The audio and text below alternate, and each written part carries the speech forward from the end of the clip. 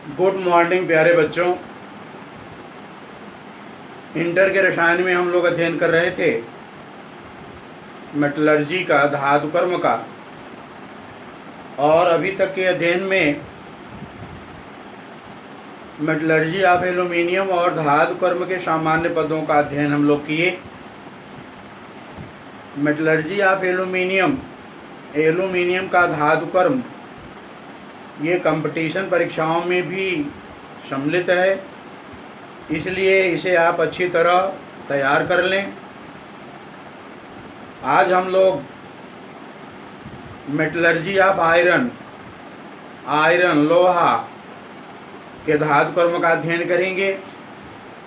Metallurgy of iron, प्यारे बच्चों, धातुओं में सभी धातुएं हमारे लिए उपयोगी हैं, लेकिन आयरन की उपयोगिता का अनुमान आप इससे लगाइए। वर्तमान युग आयरन एज, लौह युग के नाम से जाना जाता है। युग का निर्धारण इस बात से होता है कि उस युग में किस पदार्थ का सर्वाधिक उपयोग किया जा रहा है। आपको जानकारी है कि कभी पाषाण काल हुआ करता था, जब पत्थर की वस्तुओं का लोग अधिक उपयोग करते थे। फिर कांस्य युग आया, जब कांस्य की वस्तुओं का अधिक उपयोग किया गया। फिर ताम्र युग आया, जब तांबे की वस्तुओं का अधिक प्रयोग किया गया। उसके बाद आयरन एज, लौह युग का प्रारंभ हुआ, और ये सभी युगों में सबसे अधिक लंबा युग है, और वर्तमान समय में भी आयरन एज ही चल रहा है। हमारे उपयोग की अधिकांश वस्तुएं, इंजन, मशीनें, कलपुर्जे, छुरी चाकू, बर्तन और अन्य उपकरण अधिकांश लोहे से निर्मित होते हैं, इसीलिए इस युग को लौह युग कहा जाता है। चलिए हम लोग मेटलर्जी ऑफ आयरन, आयरन का धातु कर्म अध्ययन करते हैं।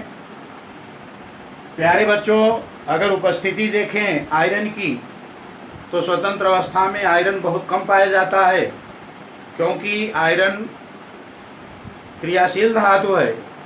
ये संयुक्त अवस्था में भूपर्पटी में यौगिकों के रूप में, खनिजों के रूप में, अयस्कों के रूप में विद्यमान रहता है। और आपको याद होना चाहिए कि धातुओं में भूपर्पटी में एल्यूमिनियम के बाद आयरन दूसरे स्थान पर सर्वाधिक मात्रा में पाया जाता है। फिर से सुन लें, भूपर्पटी में धातुओं में पहले स्थान पर एल्यूमिनियम और दूसरे स्थान पर आयरन सर्वाधिक मात्रा में पाए जाते हैं। आपको याद हो गया होगा कि भूपर्पटी में एल्यूमिनियम 8.3% पाया जाता है, जबकि आयरन भूपर्पटी में 4.2 से 5.1% पाया जाता है। ये दूसरे स्थान पर सर्वाधिक मात्रा में पाई जाने वाली धातु है भूपर्पटी में। हमारे यहाँ बिहार में, उड़ीसा में, पश्चिम बंगाल में लौह अयस्क बहुत अधिक मात्रा में पाए जाते हैं। प्रचुर भंडार है इंडिया में। और अब तो बिहार से अलग हुआ एक दूसरा राज्य झारखंड, यहाँ बहुत अधिक मात्रा में लौह अयस्क पाए जाते हैं। तो बिहार, उड़ीसा, मैसूर, पश्चिम बंगाल, यहाँ पर हेमाटाइट, Fe2O3 और कापर पायराइट CuFeS2 ये बहुत अधिक मात्रा में पाए जाते हैं। जानकारी के लिए हम आपको बता दें कि लौह अयस्क का निर्यातक देश है भारत। यह अन्य देशों को लौह अयस्क निर्यात करता है। जैसे जापान में लौह अयस्क नाम मात्र का भी नहीं पाया जाता, लेकिन विश्व की सर्वोत्तम गुणवत्ता की स्टील का निर्यातक जापान है।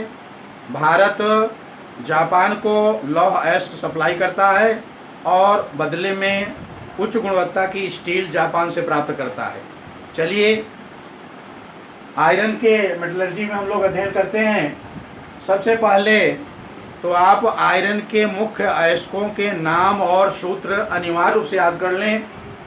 ये कंपटीशन परीक्षाओं में भी अक्सर आ जाता है कि सिडेराइट या फूल्स गोल्ड निम्नलिखित में से कौन है, या किस धातु का अयस्क है, या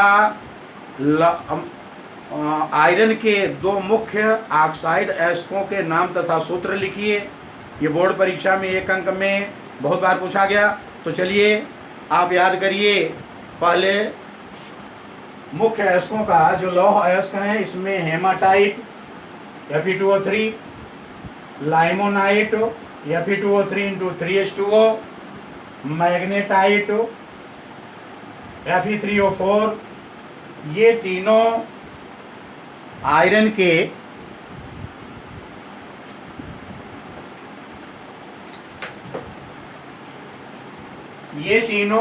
के ऑक्साइड अयस्क हैं। ऑक्साइड अयस्क हैं, देख लीजिए। Fe2O3 × 3H2O, Fe3O4, ये ऑक्साइड अयस्क हैं। ये सिडेराइट है।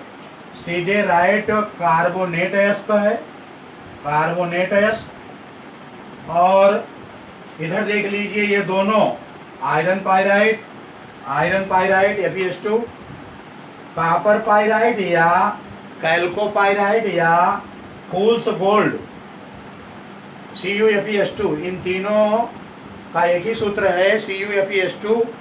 कई बार परीक्षा में पूछा गया कि फूल्स गोल्ड निम्नलिखित में से कौन है, कंपटीशन परीक्षाओं में। तो याद रखिए, इसे फूल्स गोल्ड क्यों कहते हैं? ये देखने में स्वर्ण की तरह चमकदार रहता है, इसीलिए इसको फूल्स गोल्ड कहा जाता है।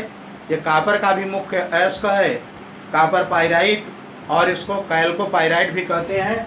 और ये दोनों सल्फाइड अयस्क हैं। कौन से? सल्फाइड। फिर से एक बार ध्यान दें, हेमाटाइट, लाइमोनाइट, मैग्नेटाइट, ये तीनों ऑक्साइड अयस्क हैं।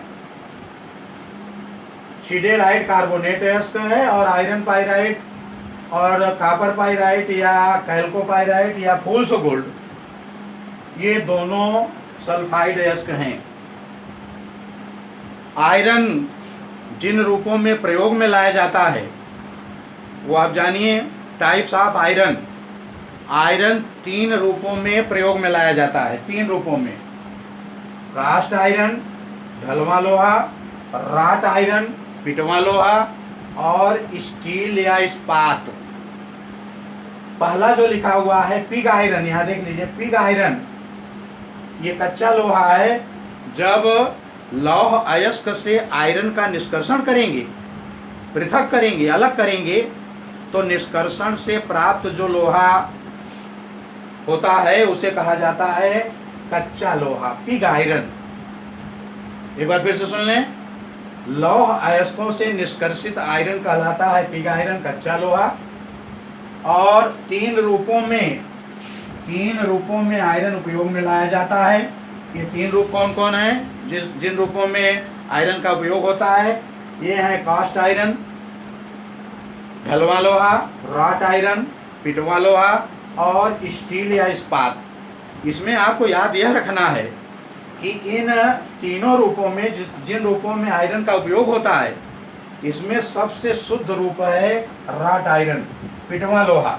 ये शुद्धतम रूप है आयरन का। इसमें कार्बन की अशुद्धि सबसे कम पाई जाती है। प्रयोग में लाए जाने वाले आयरन में सर्वाधिक कार्बन की अशुद्धि होती है ढलवा लोहे में, और मध्यम अशुद्धि, सबसे कम अशुद्धि पाई जाती है पिटवा लोहे में। सबसे अधिक कार्बन की अशुद्धि ढलवा लोहे में, और इन दोनों के बीच की मध्यम अशुद्धि पाई जाती है स्टील या इस्पात में। तो जब कंपटीशन परीक्षाओं में पूछा जाता है कि निम्नलिखित में से आयरन का कौन शुद्धतम रूप है, और 4 विकल्प रहेंगे, pig iron, cast iron, wrought iron, steel, तो छात्र अक्सर स्टील में टिक कर देते हैं। ये ध्यान रखिएगा, स्टील नहीं, पिटवा लोहा, राट आयरन का सबसे शुद्ध रूप है, ये आपको याद रखना है। अब चलिए हम लोग अध्ययन करते हैं एक्सट्रैक्शन ऑफ आयरन, आयरन का निष्कर्षण। आयरन के निष्कर्षण के पदों में पहले अयस्क को जो बड़े बड़े पिंडों के रूप में प्राप्त होता है उसको जा क्रशर में छोटे टुकड़ों में तोड़कर स्टैम्प मिल में बारीक पीसा जाता है। उसके बाद अयस्क का सांद्रण किया जाता है, concentration of ores, concentration of ore, और लौह अयस्क का सांद्रण किया जाता है ग्रेविटी या डेंसिटी सेपरेशन मेथड, गुरुत्वीय या घनत्वीय पृथक्करण विधि। ये आपको पहले बताया जा चुका है कि भारी अयस्क में यदि हल्की अशुद्धियाँ विद्यमान हों तो अयस्क का सांद्रण ग्रेविटी सेपरेशन मेथड, गुरुत्वीय पृथक्करण विधि या घनत्वीय पृथक्करण विधि द्वारा किया जाता है। लौह अयस्क भारी होते हैं और इनमें जो अशुद्धियाँ होती हैं वो हल्की रहती हैं, तो इसका शोधन करते हैं गुरुत्वीय या घनत्वीय पृथक्करण विधि से। और ये विधि आपको याद हो गई होगी, सामान्य पदों में ये आया था। अयस्क चूर्ण को तेज बहते जल में धोया जाता है, हल्की अशुद्धियाँ जल के साथ बह जाती हैं और भारी अयस्क शेष बचता है।